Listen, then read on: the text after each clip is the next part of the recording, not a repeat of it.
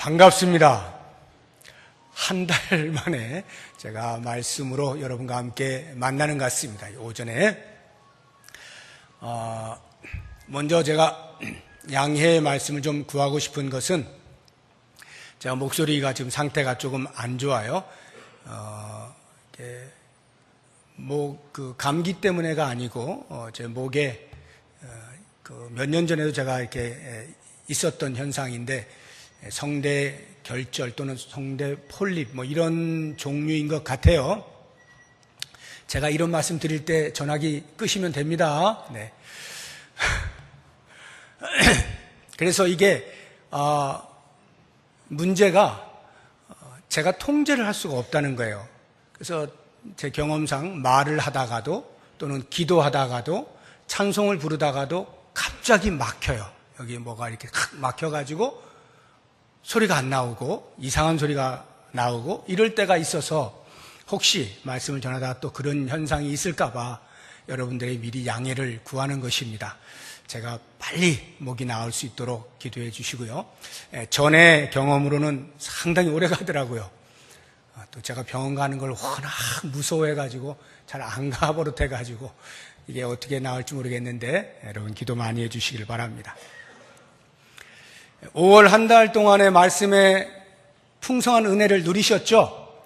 우리 교육자들이 돌아가면서 한 주 한 주 최선을 다해서 말씀으로 섬겨주셨는데 먼저 말씀을 전해주신 우리 목사님들께 진심으로 감사를 드리고요. 제가 10여 년 넘게 5월마다 가정에 관련되어진 말씀을 전하면서 올해 처음으로 우리 다른 교육자들이 한 주씩 맡아서 이렇게 한 것 같은데 제가 의도한 대로 제 마음에는 하나님께서 부어주신 은혜가 굉장히 컸습니다. 아마 여러분들도 저와 동일했으리라 생각이 들고요. 이제 6월부터는 제가 2달 동안 6월, 7월 총 9주가 있습니다. 9주 동안에 예배자의 얼굴이라고 하는 주제를 가지고 말씀을 드리려고 합니다. 올해 우리 교회가 예배로 하나님을 기쁘시게 하는 교회라고 하는 표를 가지고 있는 것 아시죠? 그래서 예배자로서 올 한 해 동안 우리가 제대로 서보자, 성공해보자 라고 하는 개인적 목표와 교회 공동체적 목표를 가지고 지금 달려가고 있는 중에 있습니다. 거의 반을 다가오고 있는 이 즈음에 이번에 6월과 7월 2달 동안에 제가 예배자의 얼굴이라고 하는 주제를 삼은 것은 이 얼굴이라고 하는 것이 여러분들이 지금 보시는 이 얼굴을 말하는 건 아닙니다. 외형상 얼굴이 아니라 우리 내면의 얼굴 또는 영적인 얼굴을 의미하는 것이죠. 미국의 제16대 대통령이었던 아브라함 링컨이 그런 말을 했죠. 사람이 나이가 40이 넘으면 자기의 얼굴에 책임을 져야 한다. 이 유명한 말 때문에 40이 다가오는 사람들은 굉장히 두려워합니다. 야, 이제 내 얼굴에 책임져야 하는데 어떡하나 이런 생각들을 하죠. 이때도 역시 마찬가지로 그 얼굴이라는 것이 이 얼굴을 말하는 게 아니죠. 자기를 나타낼 수 있는 모든 것, 이것이 얼굴 아니겠어요?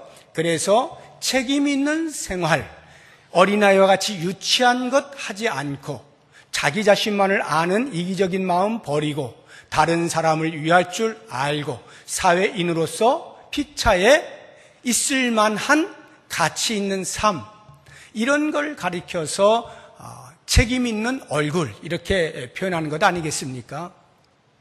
그렇게 볼 때 우리들이 이 예배자의 얼굴이라고 하는 것도 역시 마찬가지로 하나님을 예배하는 예배자로서 갖추어야 할 됨됨이 또는 성품, 이렇게 이해를 하시면 되겠습니다. 제가 이 내면의 얼굴 또는 영적인 얼굴이라고 말을 해서 그렇다고 하여 우리의 외형적 얼굴이 그것과 아무 관계가 없느냐 하면 그렇지는 않습니다. 우리의 내면의 얼굴이 잘 갖추어지면 그것이 외형적 얼굴에도 어느 정도 영향을 미쳐요. 그래서 우리 신체적 부위로서의 얼굴의 모습도 일정 부분 변화하는 것을 경험할 수가 있습니다. 이것은 나이가 많느냐 적느냐, 주름이 얼마나 있느냐 없느냐, 피부가 얼마나 탄탄하냐 아니면 쭈글쭈글하냐, 아니면 피부색이 하얗냐 검었냐, 이런 것하고 아무런 관계가 없습니다.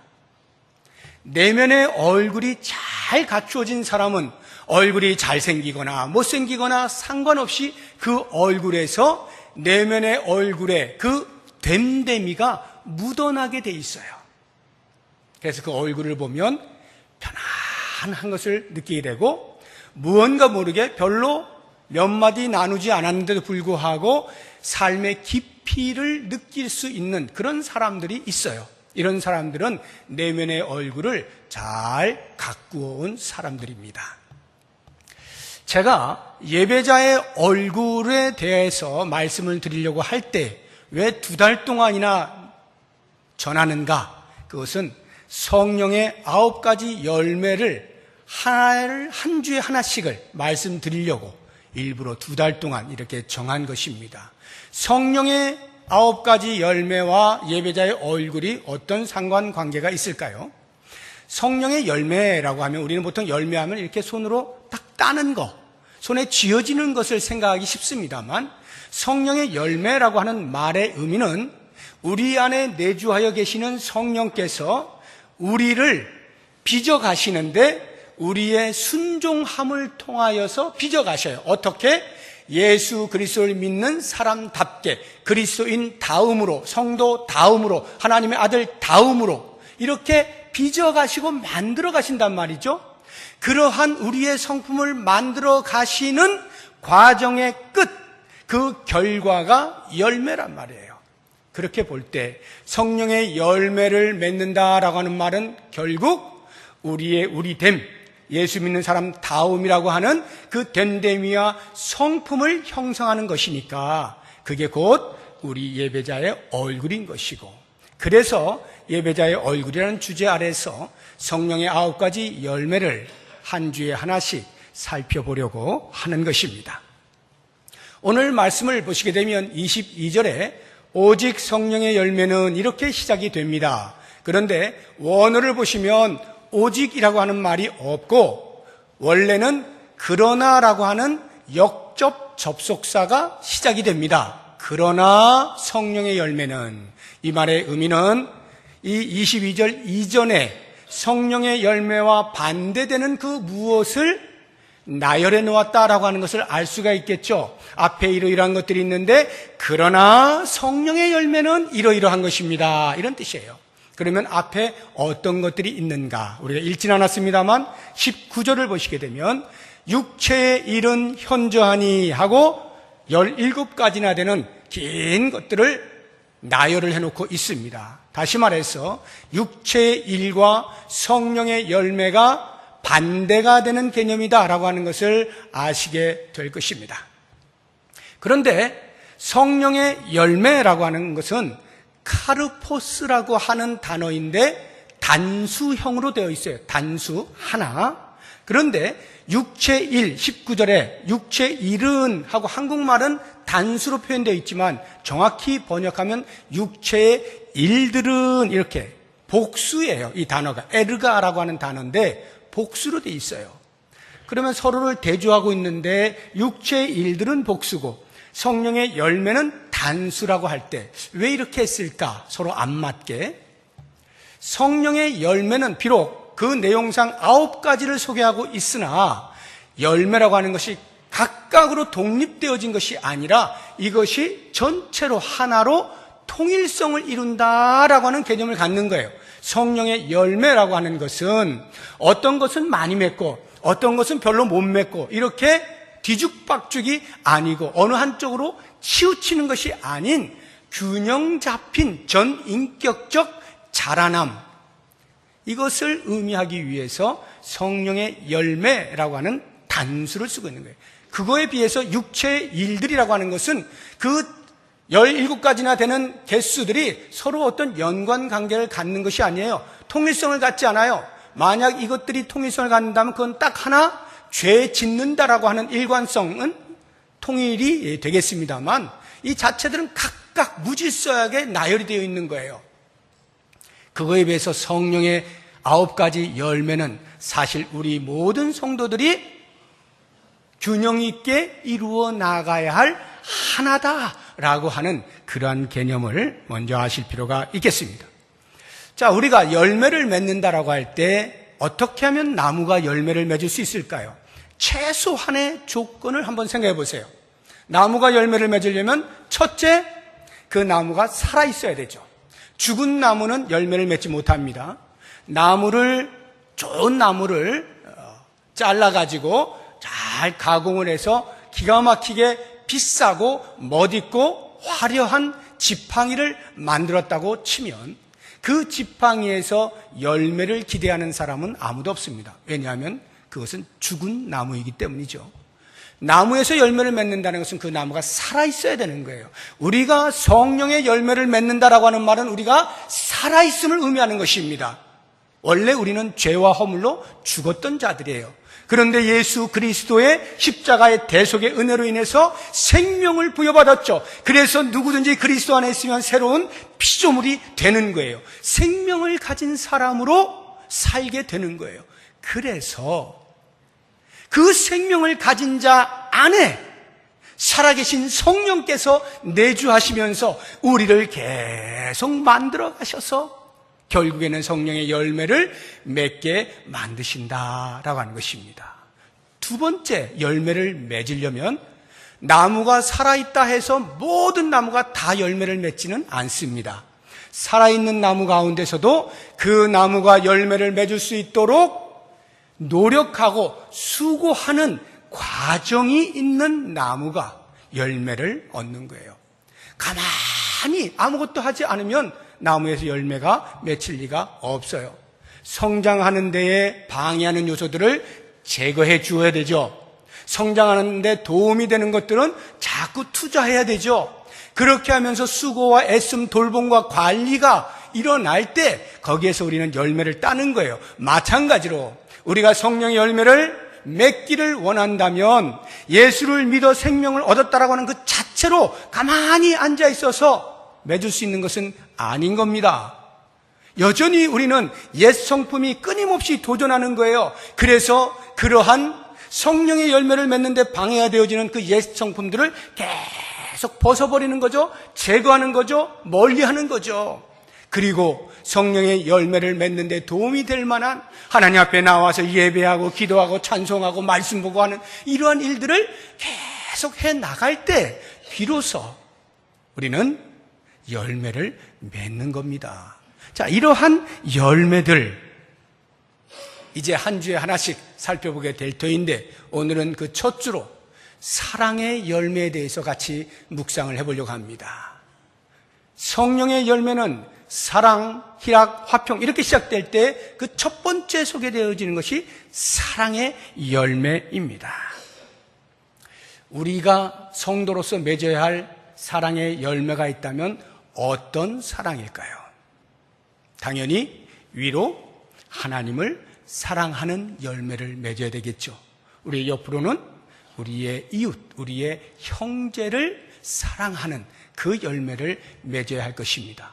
이런 열매를 맺는 일에 있어서는 하나님께서 삶 위로 먼저 우리를 사랑하셨기 때문에 그 사랑에 기초하여 그 사랑에 기인하여 그 사랑이 우리에게 동기가 되어져서 하나님도 사랑하고 형제도 이웃도 사랑할 수가 있게 되는 것입니다. 하나님이 우리를 사랑하시는 바는 잘 알고 있죠.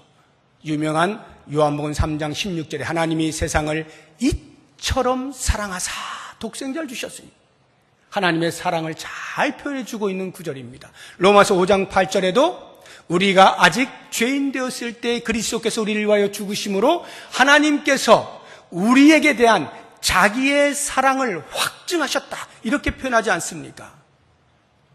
그리스도를 주시는 이 모든 일들이 하나님 아버지 성부 하나님의 계획 속에서 진행이 되어졌으니 그 사랑이 엄청나죠.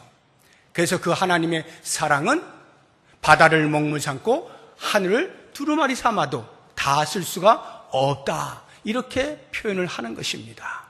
예수님의 사랑은 어떠합니까? 신이신 예수님께서 하늘의 영광의 보좌를 버리시고 이 낮고 천한 인간의 몸을 입고 내려오신 때부터 이미 우리에 대한 당신의 사랑을 보여주고 계시죠. 그리고는 십자가에서 죽으실 때 모든 조롱과 멸시를 그대로 받으시면서 특별히 당신이 그렇게 열심을 다하여 양육해왔던 제자들로부터 배반을 당하는 수모 속에서도 그 십자가를 내려오지 아니하시고 끝까지 지켜내심으로써 죽는 희생을 통하여 우리를 구원하시는 놀라운 사랑을 보여주시죠. 그래서 우리는 그 하나님의 사랑, 예수님의 사랑에 대해서는 많은 노래를 하고 있습니다. 성령 하나님은 우리를 사랑하실까요? 제가 이 삼위 하나님이 우리를 사랑하시는 그 사랑에 대해서 이렇게 묵상을 하다가 가만히 생각해 보니까 하나님의 사랑, 예수님의 사랑은 정말 많이 설교를 해온 것 같아요, 지금까지. 그런데 성령이 우리를 사랑하신다라고 하는 그러한 내용으로 제가 설교를 한 기억이 거의 없어요. 그래서 생각을 해봤죠. 성령은 정말 우리를 사랑하실까? 성령이 우리를 사랑하시는 것을 우리는 어떻게 알 수가 있지? 라고 하는 생각을 하다가 이런 결론을 얻게 되었어요. 예수님의 사랑에 비하여 성령의 사랑을 제가 이렇게 비교를 한번 해보면, 예수님이 이 땅에 육신의 몸을 입고 내려오셨어요. 신이신데 그 자체가 우리에 대한 엄청난 사랑의 표현이라고 말씀드렸잖아요.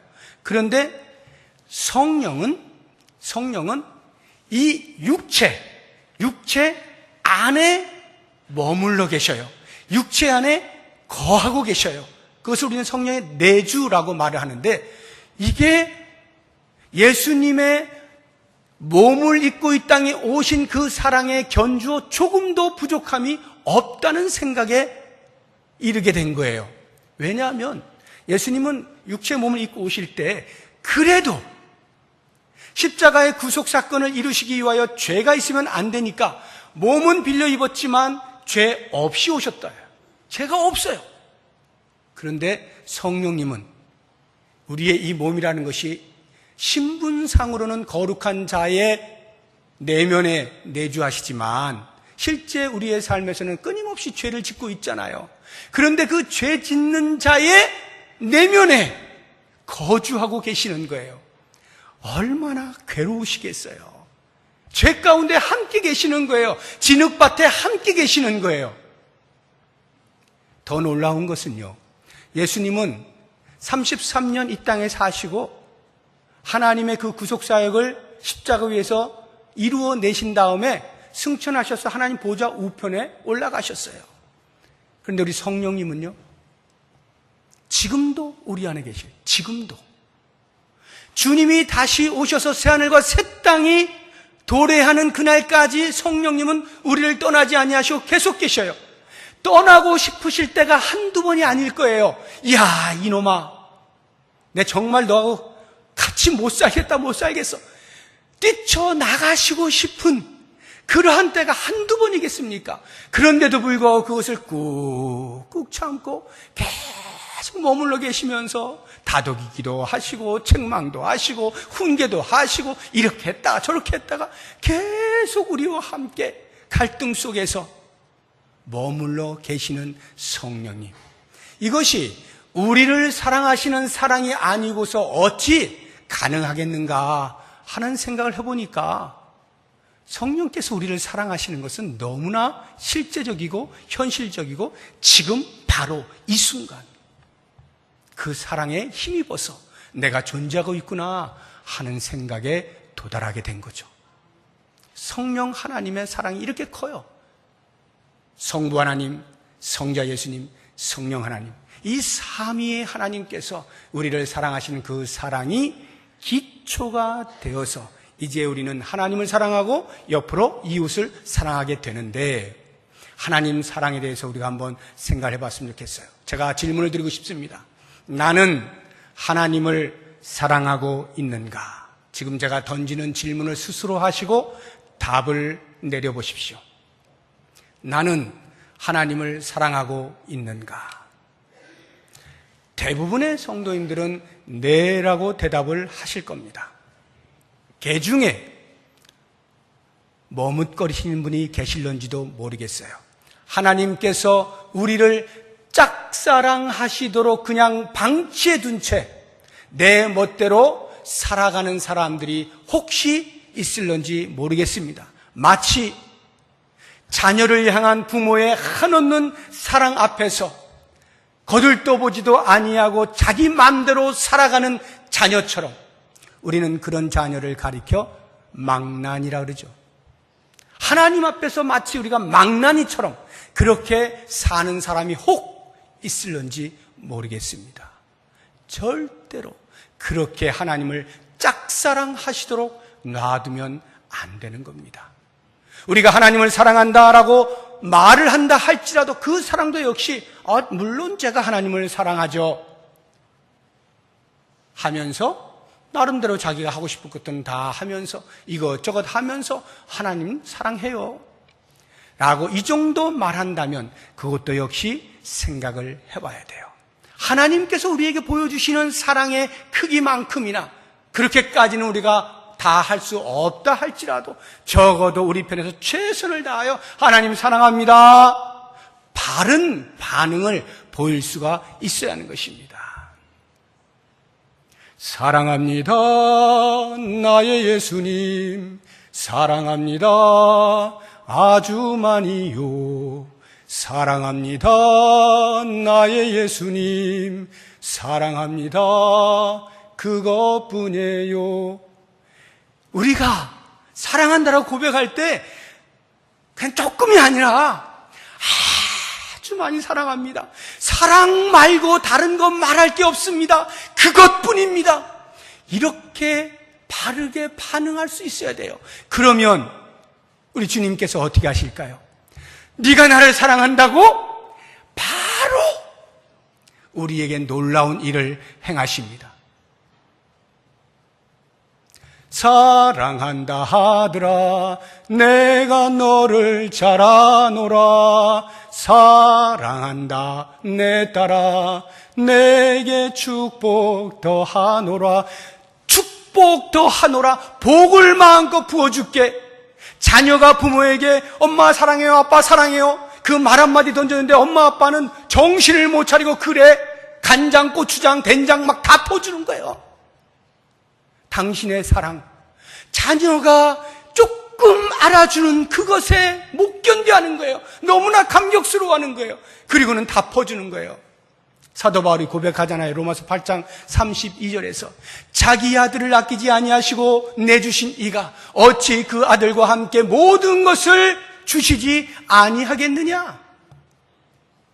하나님의 사랑이 이렇다고요. 우리가 하나님을 사랑하면 손해보는 일이 요만큼도 없어요. 100배, 1000배, 만배로 부어주신다라고 하는 것입니다.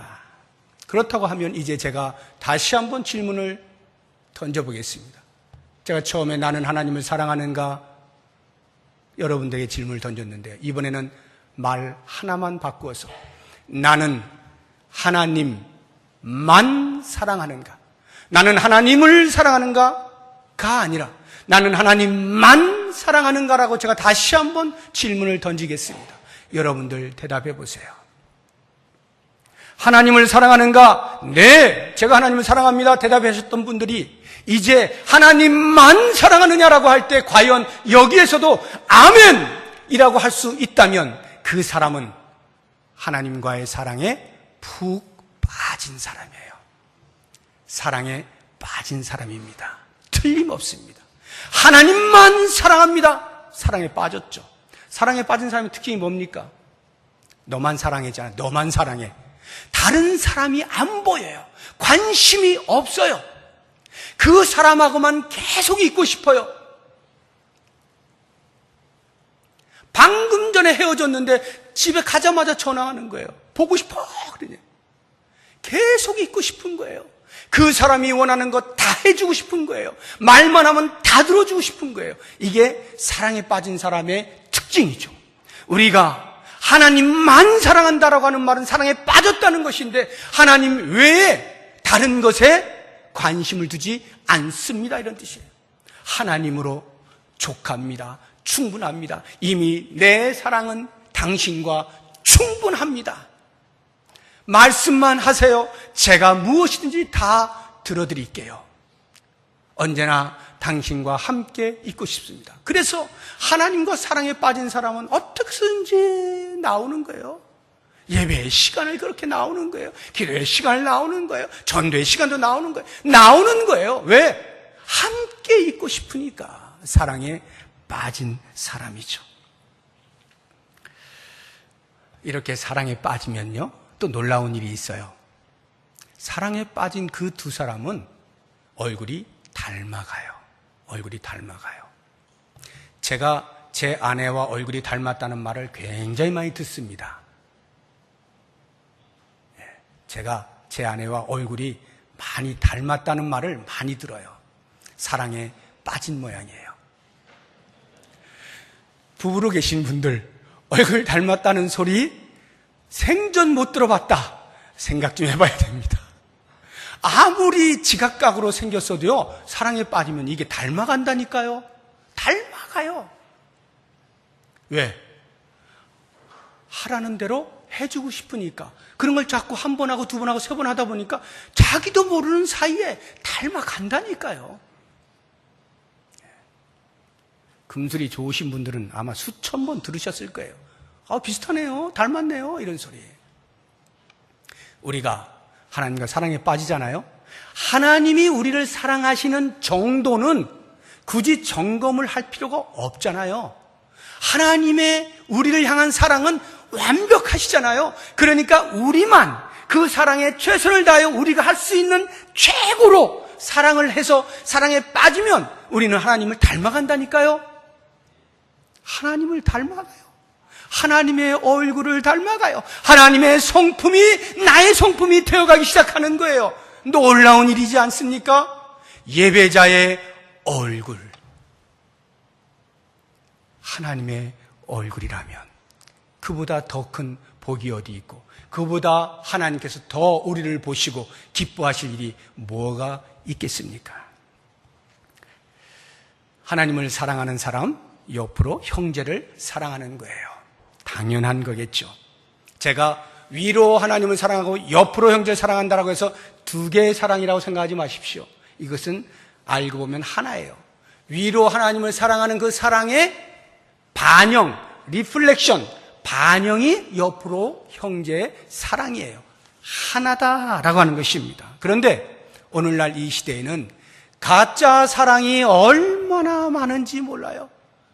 사랑의 모조품이 너무너무 많아요. 판을 치고 있어요. 사탄이 그럴싸하게 멋진 포장만 해놓고 이게 사랑이야 하고 쾌락을 갖다 주고 있는 거예요. 그래서 이 사회가 지금 문제가 되고 있는 거 아닙니까? 미투 운동이라는 게 성폭력이다, 성추행이다, 성희롱이다. 온갖 사회 각각 곳곳에서 미투 운동이 벌어지고 있잖아요. 이렇게 사랑이 잘못 전달이 되어져서 가짜 사랑을 붙들고 살아가고 있는 이 시대에 우리가 진짜 사랑이 무엇인지를 보여줘야 할 사명이 있게 되는 것입니다. 하나님이 우리를 사랑하시고 내가 하나님을 사랑하니 당연히 나의 형제를 사랑하는 이 진짜배기 사랑을 할 필요가 있는 것입니다. 우리가 어떻게 진짜배기 사랑을 할 수가 있을까요? 우리가 하나님을 사랑한다라고 하면요, 우리도 모르는 사이에 하나님의 시선에 우리의 시선이 고정이 되는 거예요. 하나님의 시선이 가는 곳에 우리의 마음이 가는 거예요. 그러니까 자연스럽게 하나님이 무엇을 원하시는지를 알게 되는 거죠. 하나님의 마음이 헤아려지는 거예요. 그래서 하나님께서 저 형제를 사랑하고 계시면 그 시선을 우리가 따라가다 보니 우리도 모르게 그 형제를 사랑하게 되는 거예요. 시선을 따라가면 하나님의 마음으로 우리가 그 형제를 품을 수가 있게 돼요. 뿐만 아니라 하나님께서 우리에게 직접적으로 명령하시잖아요. 예수님께서 제자들에게 말씀하시지 않습니까? 내가 너희를 사랑한 것 같이 너희도 서로 사랑하라. 사랑에 빠진 사람은 말 잘 들어준다 그랬잖아요. 주님께서 우리에게 서로 사랑해야 돼 라고 말씀하신 그 말씀에 감격으로 그럼요 제가 그렇게 하죠. 당연히 형제를 사랑하게 되어 있다라고 하는 것입니다.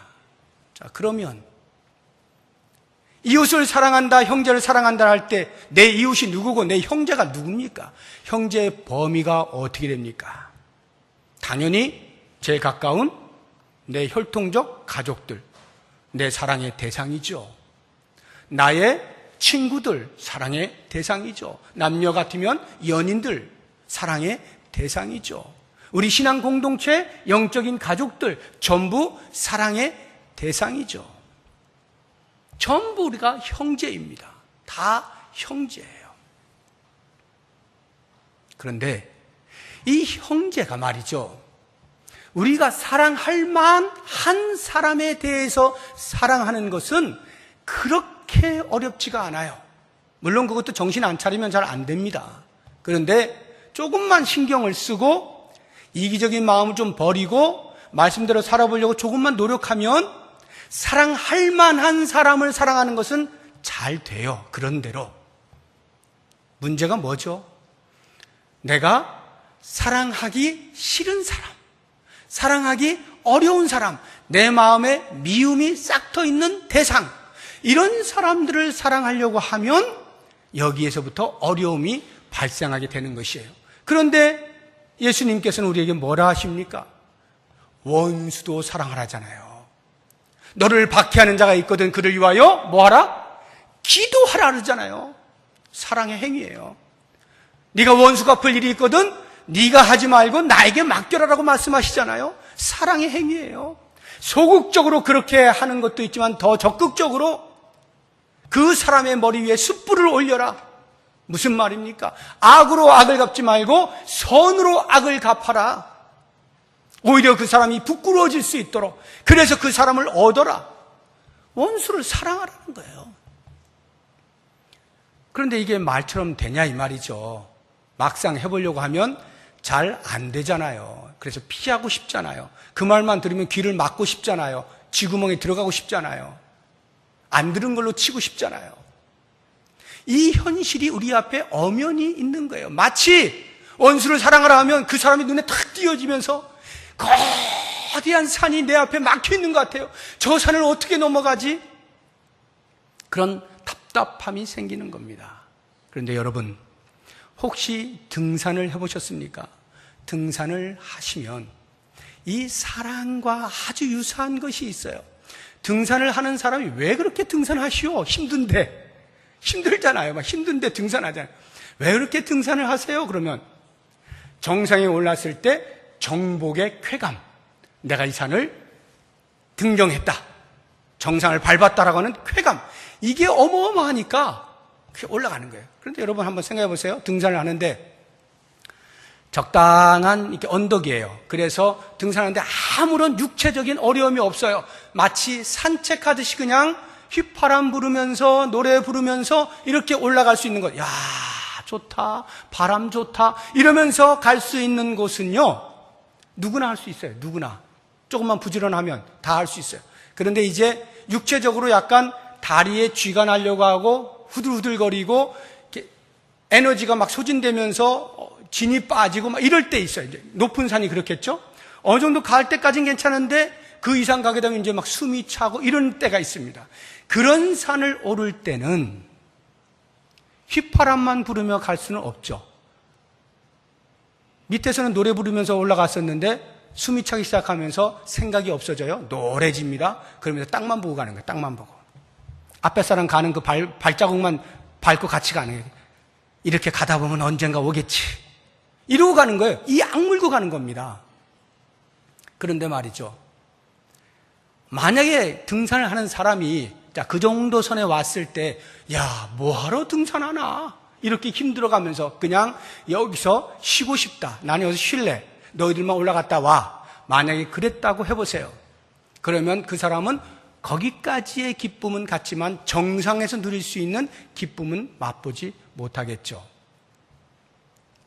사랑이라고 하는 게요, 내가 넘기 힘든 산처럼 보이는 원수가 앞에 있을 때 마치 등산이 그렇게 정상을 향해서 끝까지 올라가서 정복을 하는 것처럼 사랑도 정복하는 것이다라는 개념이 있는 거예요. 그래서 끝까지 올라가서 정복을 하려면, 원수를 사랑하는 것으로 정복을 해버리려면 필요한 것이 감정이 아니라 의지예요. 능선을, 적당한 언덕을 등산할 때는 의지가 별로 필요 없다니까요. 감정만 가지고 충분해요. 왜? 감정이 좋으니까요. 좋은 바람 쐬면서 좋은 공기 마시면서 좋잖아요. 그러니까 올라갈 수 있는 거예요. 내가 사랑할 만한 사람을 사랑하는 것은 좋은 감정으로, 내 감정이 그 허락을 하는 거예요. 얼마든지 할 수 있는 거예요. 그런데 서서히 감정으로 안 되는 때가 오네요. 육체적으로 힘이 드네요. 그때 만약에 감정에 의존하는 사람은 그 자리에 쉬게 돼 있다니까요. 더 이상 못 올라가요. 그럼 누가 올라가느냐? 의지를 발동하는 사람이 올라가는 거예요. 의지를 발동하는, 난 올라가고 말 거야. 정복하고 말 거야. 반드시 올라갈 거야. 의지가 필요해요. 내가 사랑하기 힘든 사람에 대하여 원수를 사랑하라는 말씀을 정복하려면 의지가 필요한 거예요. 그런데 내가 사랑을 하는데 감정에 의존하는 사람은 변덕스러워요. 내가 사랑하고 싶을 땐 하고 알기 싫으면 말고 내 마음대로 해요. 성경은 그런 사랑을 말하지 않고 있잖아요. 어찌하든지 원수를 사랑할 때까지 사랑하는 거예요. 그러려면 의지가 필요하단 말이에요. 정복하고자 하는 그 의지, 강력한 의지가 필요하다라고 하는 것입니다. 그런데 사탄이 계속 우리에게 속삭이는 거예요. 야, 그게 뭐 하는 짓이냐? 이렇게 얘기하는 거예요. 그게 뭐 하는 짓이냐? 아무리 성경에서 그렇게 얘기했다라고 해서 너 속으로는 진짜 사랑하지도 않으면서 사랑할래 아무리 붙들고 있는다 해서 그게 사랑이 되냐? 그게 표리가 부동한 거고 이율배반적인 행동 아니냐? 솔직하게 그냥 사랑할 수 없으면 사랑할 수 없다라고 말을 해. 솔직하게. 그게 솔직한 거 아니냐? 그게 인간적인 거 아니냐? 그게 양심적인 거 아니냐라고 하는 말로 사탄은 끊임없이 우리를 방해합니다. 여러분, 이 방해가요 굉장해요. 왜냐하면 생각해보면 진짜 그렇거든요. 그래, 내가 뭐라고, 내가 안 되는데 자꾸 하려고 그냥 끙끙거려봐야 그게 되냐? 솔직하게 그냥 내려놔야지. 안 되는데 안 된다 그래야지. 그게 인간적인 거지. 어떻게 내가 계속 하려고 그렇게 하냐? 속여가면서 하고 그것이 정말 좋은 것처럼 착각한단 말이에요. 그런데 솔직하다고 하는 것, 양심적으로 산다고 하는 것, 인간적으로 산다는 것이 언제나 옳은 것과 같은 내용은 아니에요. 옳은 것을 붙잡지 않으면 솔직한 것은 추잡한 거예요. 옳은 것을 붙잡을 때 솔직함이 빛이 나는 거죠. 솔직하기 위해서 옳음을 버려버립니까? 내가 해야 될 일이 반드시 옳은 것을 알면서도 내 솔직함으로는 그게 안 돼. 이렇게 해서 버려버릴 겁니까? 사탄의 유혹을 벗어버려야 돼요. 이겨내야 돼요. 육체의 일들을 벗어버려야 돼요. 그리고 성령의 열매를 맺기로 작정을 하는 것입니다. 하나님을 사랑하고 내 이웃을 사랑하되 원수까지도 사랑할 수 있는 마음을 주시옵소서. 그렇게 정복을 할 때 비로소 저 높은 산 위에서 정복자의 쾌감으로 야호를 할 수 있는 것처럼, 물론 요즘은 야호를 하면 안 됩니다. 동물들 깬다고 산 위에서 야호하시면 안 돼요. 혹시 그런 심정으로 산을 정복했다 외치는 이런 쾌감, 내 힘으로 안 되는 것이었는데 성령께서 끊임없이 나에게 말씀하시는 것에 순종했더니 마침내 원수를 사랑하는 정복이 가능하구나. 그 엄청난 영적인 쾌감, 이게 하나님께서 우리에게 주시는 선물 아니에요?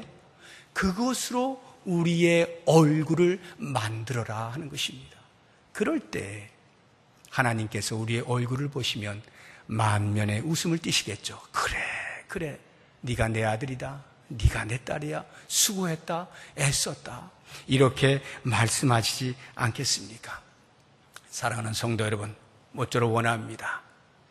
어차피 우리는 성령의 사람들로서 성령의 열매를 맺는데 어떤 열매를 맺을 것인가? 어느 정도의 질로 맺을 것인가? 이제 오늘 사랑의 열매에 대해서 묵상하였습니다. 주님만 사랑합니다. 주님, 원수까지도 사랑합니다.